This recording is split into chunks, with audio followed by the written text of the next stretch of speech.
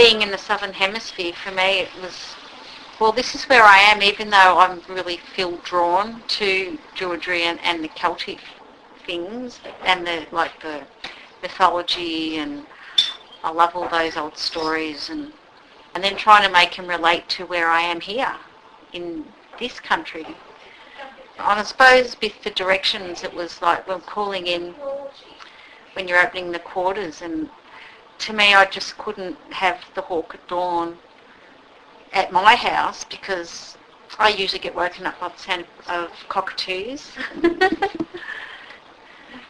And where I feed them, it is actually on the eastern side of my house. And so when I go out my door, the cockatoos are usually out there in the east waiting for me. So to me, that had to be who I called in for east.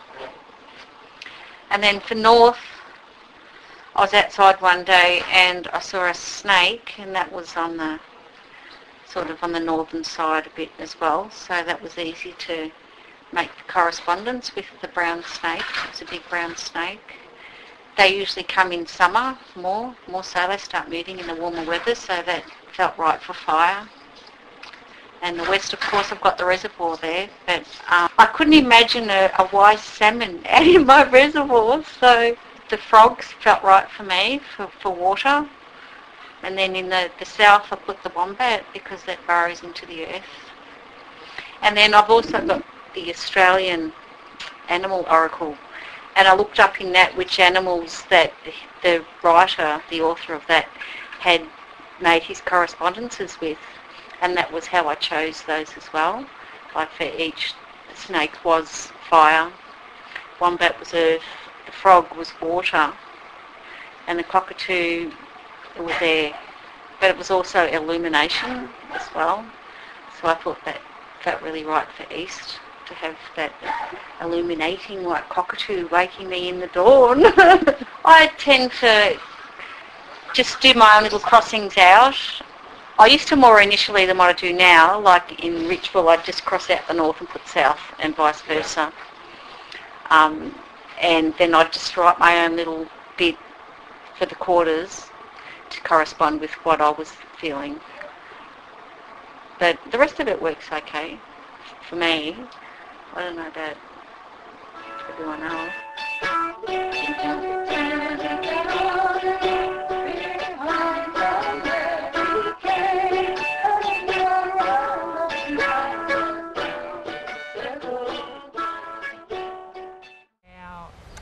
My dad and his uncle, who used to go fox hunting a lot up around there through the 40s, 50s, 60s. And if you said to them they were Druids, they'd have just run a mile screaming hysterically. But they always went fox hunting in bare feet. And it didn't matter if it was rain, hail, snow. You went fox hunting in bare feet because they believed that you couldn't connect with the earth and you couldn't connect with the animals and get the messages from the earth to hunt properly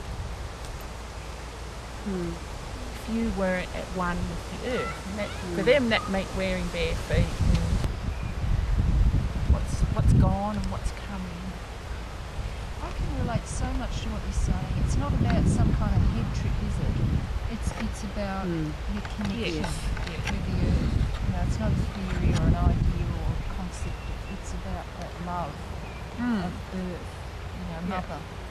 Yeah, I agree. And I remember growing up, I always heard bare feet. We had outside dunnies, and Mum used to go nuts, you know, because it'd be snowing or it'd be frostily stick, and no shoes up to the dunny, and then we'd do a lap up to the chook yard and out to the dog pen, and it was just... But I think, you know, in Australia we're, well, I don't know, I feel it as a lucky thing, I suppose, that, you know, I feel a connection to the earth that I was born on, just because of that, just because I was born here. But I also feel a connection with my ancestors that are overseas.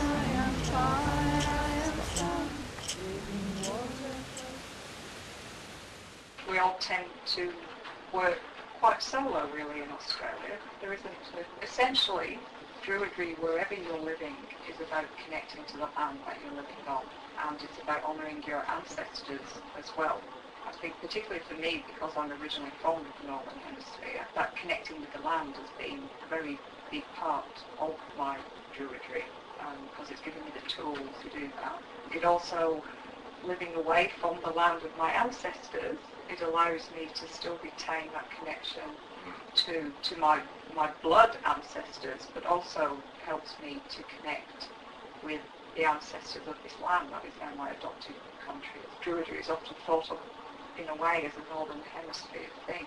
How can you be practicing it in the Southern Hemisphere when this is, I think, because how Druidry works, that's why you can practice it really wherever you find yourself living. And I know for me, the connecting with Australia has been about learning about Australia too, particularly living in Victoria, because it's hard to just make sweeping generalisations about Druidry in the Southern Hemisphere when Australia itself is so diverse and different, and Victoria is quite different even to South Australia, and certainly very different to Queensland, and the interior. It's about learning how to work in all the different parts of Australia. I mean, even the difference between where you are and where we are in the hills is quite different. And I think practicing in Melbourne, it's very easy to just automatically adopt a European way of working, because there's so many introduced European trees and plants,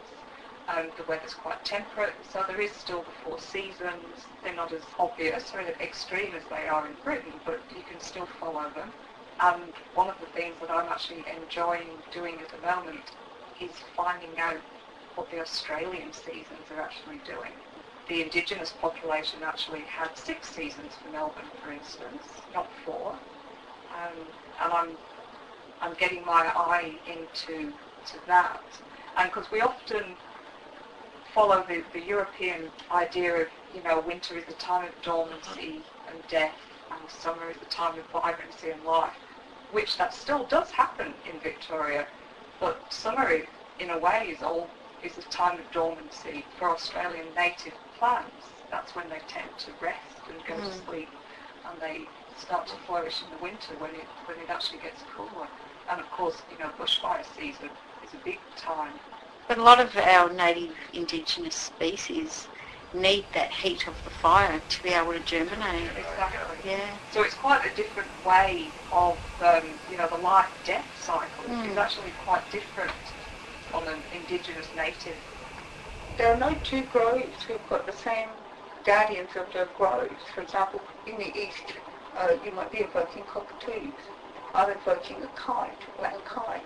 I don't know what you normally invoke, but every different grove that you go to, It's different. it has got different correspondences. They choose their own. So And I started off calling on the red kangaroo for more.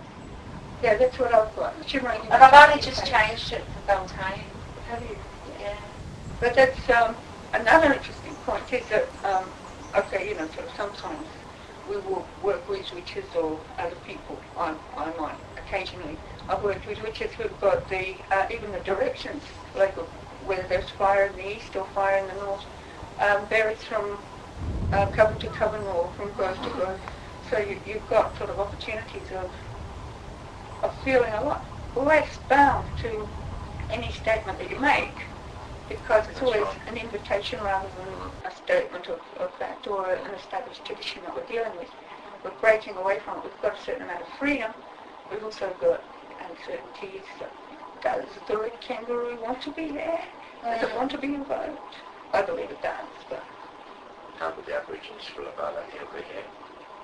I don't know. I don't actually know anyone close enough to... I had a bit of an experience with the Aboriginal people at Halls Gap when we had a gathering there, and there was quite a few Aboriginal people there, and they were very interested in our winter solstice ceremony, and I showed it to them, and I said, is it okay if we do this? I actually asked for permission, because it was their land, and they were really happy about it, and just couldn't do enough to assist, and sort of, yes, we like this.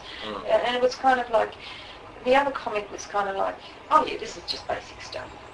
I don't think you need to worry though, because I think the spirit of the place looks after itself. Somehow it clicks in. That's what's good about the open, is because he does say, feel free to vary. It has it suits you and what feels right, which is wonderful. It's not set in concrete, which is the beauty of Druidry, I think. And it is love of the earth, and that has to be where we are.